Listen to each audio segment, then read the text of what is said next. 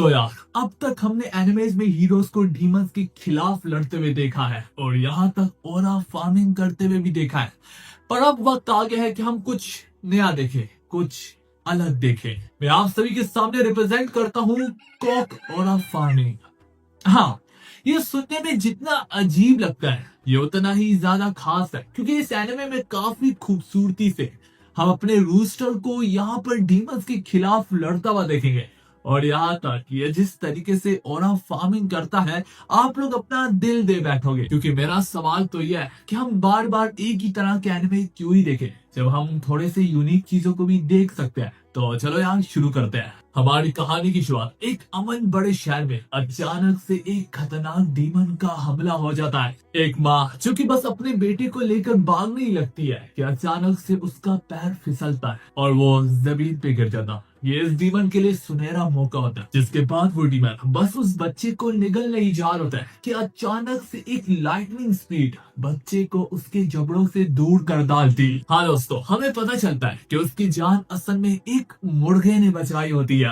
अब इसी तरह वो मुर्गा अपने जुनून और जज्बे की आग से उबरते हुए उस डीमन पे सीधा टूट पड़ता है। तब और फिर तभी हमें बताया जाता है ये एक ऐसे मुर्गे की कहानी है जो कि दुनिया को बचाता है। इसी तरह कहानी हमें एक साल बाद की दिखाई जाती है, जहाँ पर हम सुबह के सूरज के साथ ही अपने मुर्गे की बांग को सुन पाते हैं। जिसके बाद वो सुबह उठते सारे यहाँ से जाने लगता है। तो पीछे से मुर्गी वहाँ पर रोते हुए कहती है, तो क्या इसका मतलब मैं तुम्हारे लिए सिर्फ और सिर्फ एक खिलौना ही थी। तो वो मुर्गा यहाँ से जाते हुए बोलता है कि नहीं, मैं अमन और सुकून के लिए नहीं बना, मैं वहीं पर जाता हूँ जहाँ पर आफत होती है। कहानी आगे बढ़ती है, जहाँ पर हम अपने मुर्गे को एक कीड़े का शिकार करने के बाद पानी पीता हुआ देख पाते हैं कि उतने में वो अपने पास में दो बच्चों को करीबी में पाता है। वो उसको देख कर ही उसे काफी ज्यादा क्यूट पाती है। ये देखकर हमारा मुर्गा अपने दिली दिल में अपनी बाड़ी आवाज से कहता है, मुझे बच्चों से नफरत है, ये बहुत ज्यादा शोर मचाते हैं।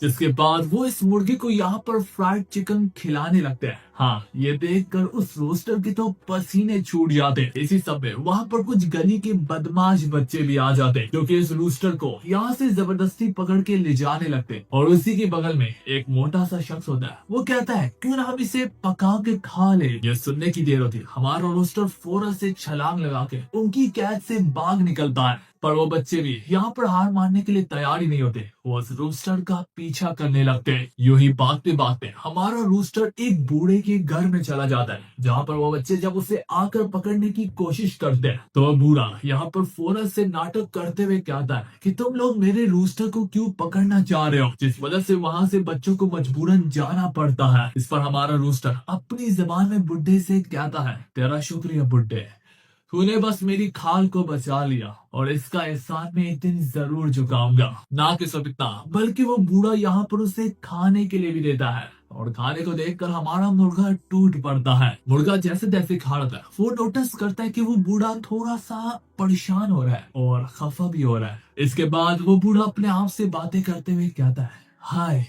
क्या खूबसूरत दिन होते थे जब मेरी वाइफ सुबह सुबह परिंदों को खाना डाला करती थी। तो मैं यूं खाता हुआ देखकर कसम से उसकी यादें ताजा हो गई। और अब जरा देखो तो सही, अगर कोई इस बुड्ढे को देखे तो वो लोग कहेंगे कि सत्याग्रह है कि एक मुर्गे से अपनी दिल की बातें शेयर कर रहा है। पर ये देखकर वो मुर्गा दिली दिल में कहता है, मैं तुम्हारी फीलिंग्स को समझ सकता हूँ बूढ़े, मेरी वाइफ तो नहीं, लेकिन मैंने भी अपने किसी चाहने वाले को खोया है। काश मैं भी उसके साथ ज्यादा वक्त को बिता पाता। इसी में हमारे रूस्टर को अपनी पास की जिंदगी याद आने लगती है, जहाँ पर एक घर पर आग लगी होती है और हमारा मुर्गा घायल हालत में जैसे जैसे अपनी आंखें खोलता है, बस उसे अपनी बहन की चिल्लाने की आवाजें आ रही होती है, जहाँ पर वो एक डीमन के हाथों जैसे जैसे खाई जा रही होती है। हमारा रूस्टर अपनी आंखें खोलते हुए कहता है, तारा वहीं पर डटी रहो, तुम्हारा भाई तुम्हें बचा लेगा। लेकिन हमारा रूस्टर अपने वादे को पूरा ना कर पाता और उसकी बहन यहाँ पर डीमन के हाथों मारी जाती है। वो यहाँ पर याद कर रही होता है कि इसी बीच में कहानी प्रेजेंट में आती है और आसपास टाउन में हम एक बहुत बड़े धमाके को देख पाते हैं। अब जब हमारा रूस्टर इस कमोशन वाली जगह पे पहुंचता है तो यहाँ पर अलार्म को जारी कर दिया जाता है कि इस वक्त डीमन आसपास मंडला रहे हैं, सारे लोग इस एरिया को खाली कर दो। कि उसी पास में हम उन्हीं दो बदमाश बच्चों को देखते हैं जो कि बस अब अपनी जान को बचा के भाग रहे होते हैं। एज यूजुअल एक बार फिर से मोटे का पैर फिसलता है और वो यहीं पर गिर जाता। बस वो डीमन भी अब उस मोटे को कच्चा चबाने लगता कि यहाँ पर ओल्ड मैन सबसे पहले उसकी मदद के लिए आगे बढ़ता है, जो देखकर हमारे रूस्टर से भी अब रहा ना जाता। वो डीमन अब उस ओल्ड मैन समेत ही उस बच्चे को कुचलने लगता है। इससे पहले हमारा रूस्टर अपनी कातलाना स्पीड से उसके हाथ को वहीं पर डिफ्लेक्ट कर देता, जो देखकर वहाँ पर डीमन समेत सारे के सारे लोग चौंक जाते हैं कि एक रूस्टर के अंदर इतनी बड़ी ताकत। वो मुर्गा अब जैसे जैसे उस डीमन की ओर बढ़ होता है, वो डीमन उस पर बार बार लगातार अपना वार करता चला जा रहा होता है मेरे भाई लोगों, कि देखते देखते वो रूस्टर इतनी बड़ी स्पीड पकड़ लेता है जिसे देखकर वो डीमन भी अपने सर को पकड़ के बैठ जाता। इन्हीं सब में रूस्टर जब अपना सबसे पहला वार करता है तो वो अपनी चुंज को सीधा उसकी आंख में मारकर उसकी आंख को ही घायल कर देता।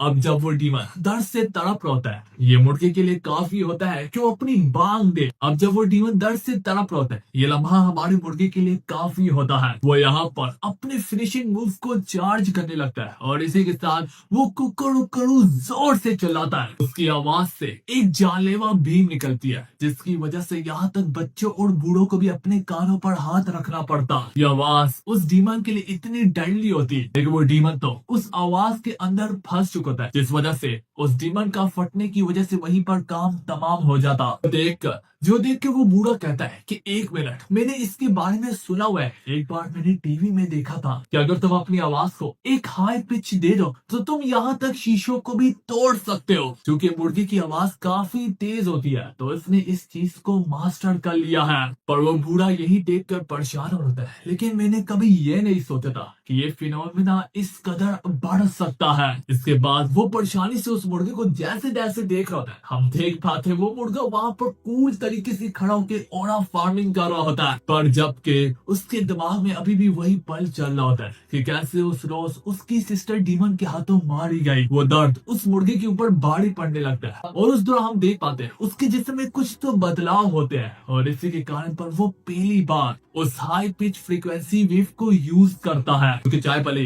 वो डीमन उससे काफी करीबी से बच गया था, लेकिन बेहोश होने से पहले हमारे रूस्टर ने उसकी गर्दन पे एक मार्क देखा था। कहानी वापस प्रेजेंट में आती है और हमारा रूस्टर फौरन से उसी डीमन की गर्दन देखता है, लेकिन उसके जिस्म पर कोई निशान नहीं मौजूद होते। इससे ये मालूम पड़ता है कि हमारा रूस्टर उसी डीमन को ढूंढ रहा है जिसने उसकी सिस्टर का मर्डर किया था। इस तबाही की वजह से बूढ़े का घर भी काफी ज्यादा गंदा हो गया होता है, लेकिन यहाँ पर हमारा जो रूस्टर होता है वो यहाँ तक उसकी सफाई में भी मदद करता है। और जब ये लोग सारी सफाई कर लेते हैं तो ये बच्चा और बूढ़ा देखते हैं अचानक से वो रूस्टर गायब हो गया है। वो बूढ़ा इस मुर्गे को मिस्टर क्लकर के नाम से बुलाता था, लेकिन जाते हुए वो मुर्गा अपने दिली दिल में बोलता है, मेरा असल नाम कीजी है। वैसे तो आपके घर में काफी ज्यादा सुकून है, लेकिन मैं पीस के लिए नहीं बना, मैं अमन के लिए नहीं बना। मैं वहाँ पर जाता हूँ जहाँ पर आफत होती है। चूंकि उस बूढ़े ने उसकी मदद की थी, जिस वजह से उसने उस बूढ़े की जान बचाई और उसके घर को साफ करने में मदद भी की। उसने कहा था ना कि मैं आपके एहसान को जरूर झुकाऊंगा। इसके चलते वो बूढ़ा जब इस टाउन को छोड़ के जा रहा होता है, उसके मन में आता है सुबह सुबह वो औरत रोते हुए कह रही थी कि क्या मैं तुम्हारे लिए एक टॉय हूँ। तो यह हमारे कीजी की प्रिंसिपल इसके खिलाफ है कि वो कभी भी किसी औरत को रोते हुए यूं छोड़ के चला जाए। वो एक बार फाइनली उससे गुड बाय करने के लिए दोबारा जाता है, लेकिन वो देखता है वो किसी और के साथ अपनी रातें रंगीन कर रही होती है। इस वजह से वो मुर्गा टूटे हुए दिल के साथ यहाँ से निकल लेता है। दोस्तों इसी के साथ हमारी वाली एपिसोड अपने एंड को हिट करती है।